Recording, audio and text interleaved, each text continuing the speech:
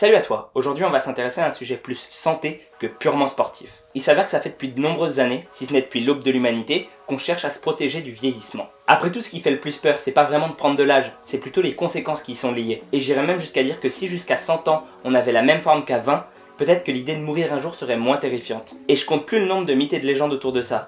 La pierre philosophale, la fontaine de jouvence, le diadème de la nana dans Game of Thrones. Oups, pardon, j'ai spoilé. Et ben on a découvert quelque chose il y a quelques années qui s'en rapproche. Alors je t'arrête tout de suite. Franchement, ça n'a rien d'aussi extraordinaire. Mais laisse-moi t'en parler brièvement.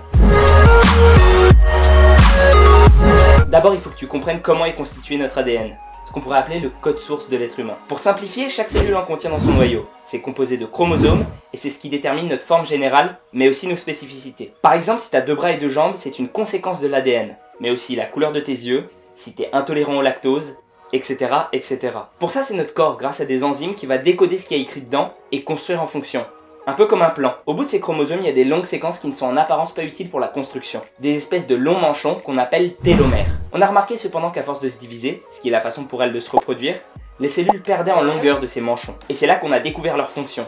Ils protègent notre génome. Moins ils sont longs, plus on a tendance à être sujet à des maladies liées au vieillissement, telles que le rhume, mais aussi et surtout le cancer, la démence, etc., etc. Alors une petite pause s'impose. Je ne dis pas que tout le vieillissement est causé uniquement par le raccourcissement des télomères, mais simplement qu'ils en sont un des symptômes. Bon, du coup reprenons. On a fait une étude en regardant la longueur des télomères chez des personnes ayant subi un cancer de la prostate. Pour l'un des groupes, on l'a laissé tout simplement vivre sa vie librement.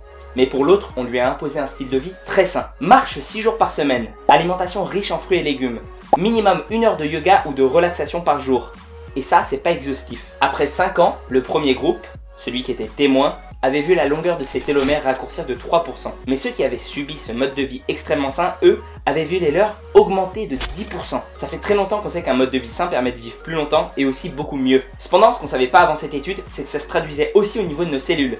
Qu'on peut carrément influencer notre ADN. Ça semble fou dit comme ça. Ça serait presque digne d'une théorie qui te forcerait à manger de l'algue séchée de Patagonie 3 fois par jour. Mais cette fois-ci, c'est plutôt pas bidon.